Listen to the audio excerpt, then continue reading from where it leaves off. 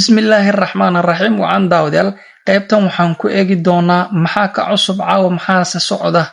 dalka Ciraaq salgadii Mareykanka ay ku lahaayeen gebi ahaanba caawa dhulka ayaa la dhigay Iiraan talaabo oo waali ah ayay qaaday markan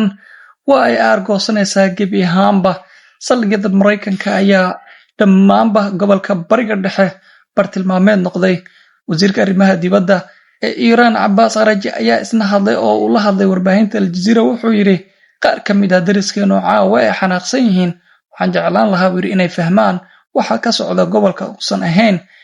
buu yiri qaladkeena tanina waxay ahaan doontaa buu doorashada haddaba caawa se waxba la isku mareebanin Iiraan oo si adag markaasi caawa ay u weerartay saldhigyada ciidamada Mareykanka ee ku yaala garoomada diyaaradaha iyo waliba sidoo kale qaybo badan oo kamid ah انت سين ربا صاحبي ان دقيقه idin kugu soo koobo soo dhawaada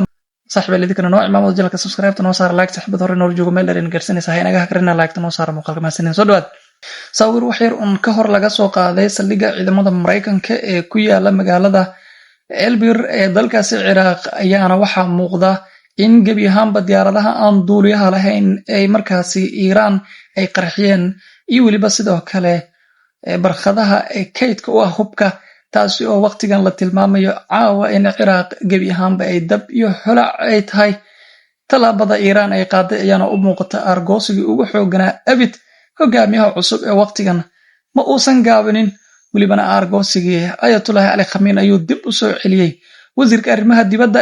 ee Iiraan Abbas Araghchi oo isna markaasi la hadlay warbaahinta Al Jazeera ayaa sheegay in markan aysan qaar ka mid ah daraskeenu waa ay xanaaqsan yihiin ayuu waxaan jeclaan lahayn inay fahmaan waxa markaasi ay qaadeen tanina ma aanan ahayn buri doorashadeena laakiin dagaalka ayaana lagu qasbay ayuu yiri in aynu markaasi soo qaadno oo waliba gebi ahaanba aan burburino talaabada waqtigan aan u qaadayno ayuu yiri dhammaan dhulka ayaan inaga go'an inaan dhigno waxaan talaabada tan aan ku itaal gareen doonaa buri awoodda Mareykanku isbiday in gobolka bariga dhexe waqtigan uu gacan ku haynteedu uu hayn karo laakiin waxa uu intaas ku daray waxaan bilownay burina bilow wanaagsan saldhigyadooda military waxay markaasi ay ka baxeen buri saldhigyadii waxay markaasi u guureen buri hoteelo iyagoo markaasi ka dhigtay dad rayida oo waliba gaashan si ay markaasi isku qariyaan annagu waxaan isku daynaa buri in aan beegsano oo kaliya militariga iyo waliba xarumaha ay markaasi ka caawinayaan ciidanka Mareykanka ee howlgalka iyo waliba kuwa Israa'iil dhinaca kale Iiraan ayaa caaw markaasi si adag saldhigyada ciidamada Mareykanka ee ku yaala garoomada iyo waliba gudaha dalkaasi Elbir ee dalka Ciraaq oo walibana laga maqlayo qaraxyo aad u culculus taasi oo lagu tilmaamay waqtigan in gantaalada kooda ugu dheeraa dabcan ay ku garaacayso iyadoo markaasi ay ku tilmaantay in waqtigan talaabada ay u qaadi doonto ay tahay mid aad u sii xoogan oo walibana aan ka gabasho lahayn iyo waliba yoolka ugu muhiimsan talaabadeeda ay u qaadayso